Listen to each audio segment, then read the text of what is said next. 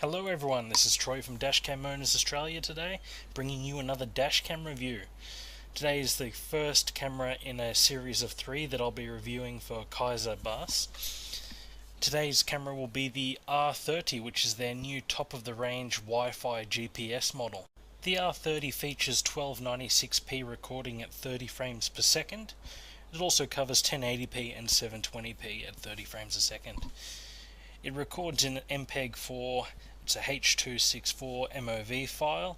The camera features a 125 degree wide angle lens, also has a G sensor, and as I mentioned is GPS and Wi-Fi enabled. What I'll show you now is what's included with this camera out of the box when you purchase it. And as you can see here, you get a good piece of kit. We have our power adapter, which is a twin USB output, so you can run your camera and still have your phone charger and anything necessary there. You've got your power lead, you've got your standard computer lead, your mount, a different option for the mount.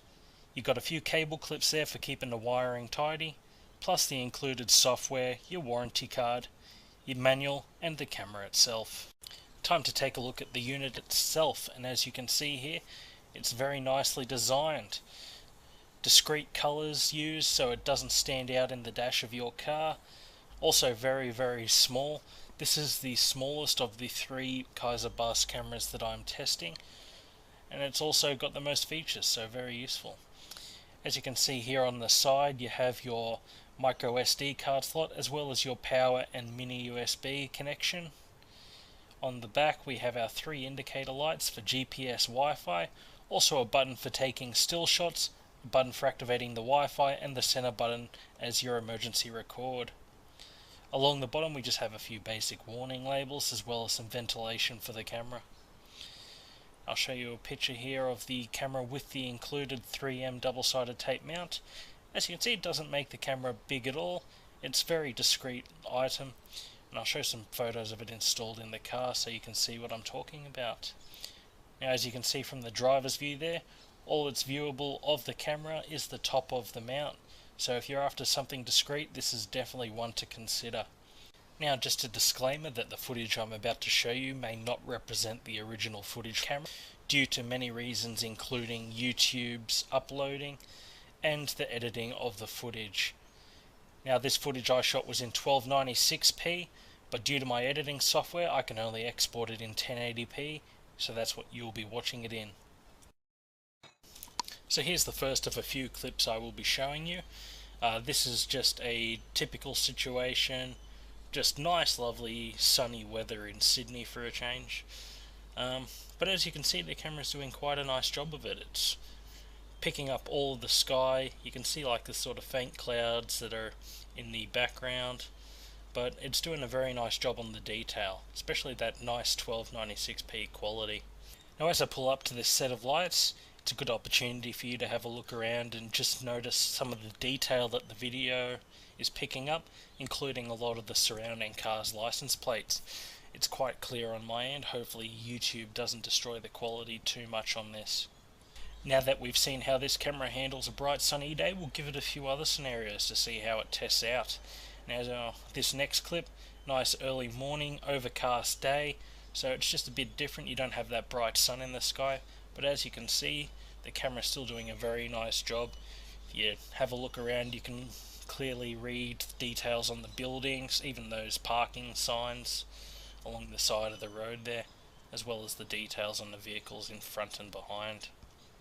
Now that we've seen what this camera is like morning and midday, we'll move to some evening footage. Footage that we're going to now is just basically late evening. It's right on dusk.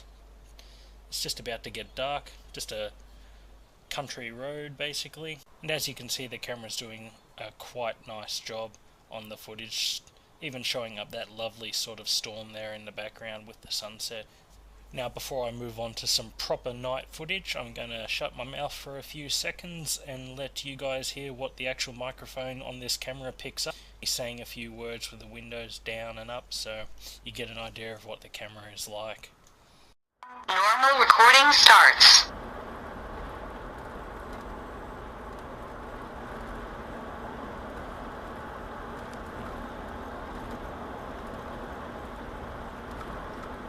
I'll just take the opportunity now to give you a demonstration of the microphone on this unit.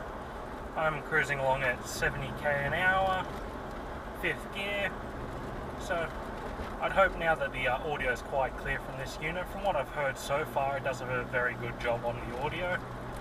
This is with the windows up in this car. I'll lower one of the windows now just to see what it's like with a bit of wind noise. And that's the window down. There you go.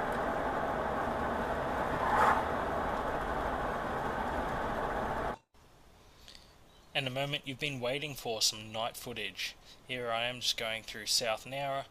Lots of sort of factories on the side of the road with some basic lighting on them. And then just spread street lights from here. As you can see, the camera does an alright job here. I can still make out details on the signage and items like that. Even still pulling shadows off my car going between the street lights, so it's still picking up finer detail, but you can probably tell that the footage has got a little bit grainy dealing with the nighttime conditions. Now in a minute I'm going to move to some other footage, which is an unlit highway at night. So that's pretty much your darkest scenario that you're going to have. And I'll move to that now. Alright, now I'm going to cover some of the included software that comes with this camera. I'll start with the phone app, which is suitable for both Android and Apple. I'm using it on my tablet just so it's a bit easier to read for you all. I've connected up the camera here, so here's the main menu. It has your 4 main sub-menus, including live streaming, the camera files, local files, and your settings. Here's what the live streaming looks like on my tablet. A few things to note: it won't live stream in 1296p, obviously due to the amount of data that it has to transfer.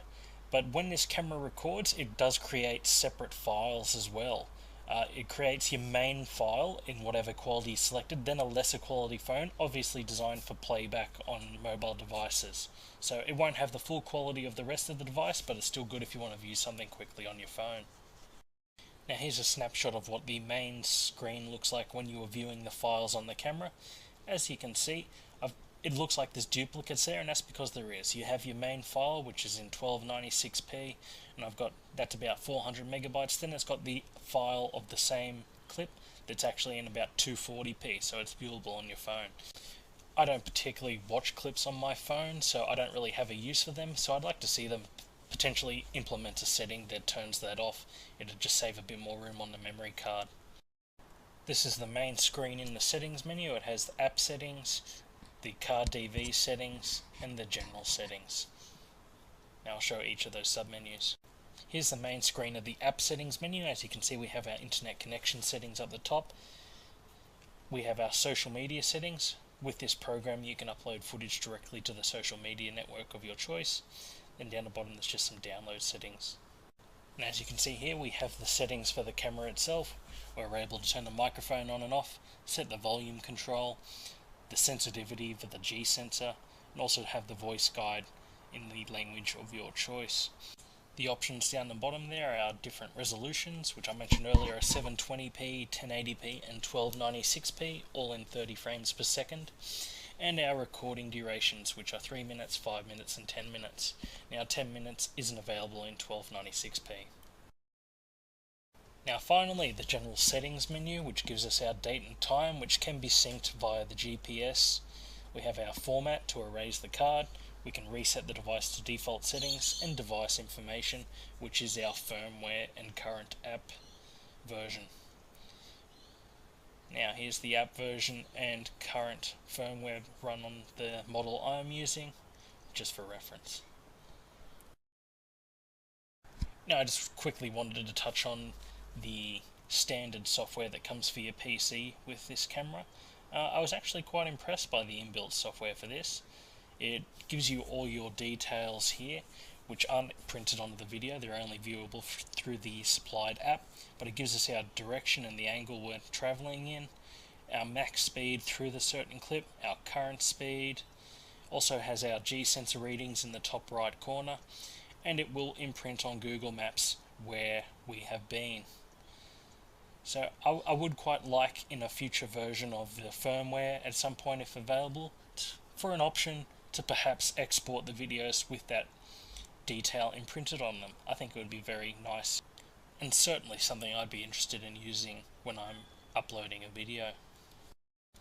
Now I'll just quickly discuss a few of the finer points and points that I don't like about this camera. The likes for me when it comes to this particular camera is definitely the small size. It is really probably one of the smallest in the class, up there with the Mini 0803 and similar models. The 1296p quality, it's really good. It's good to see more cameras coming out with this. It's going to become a lot more common.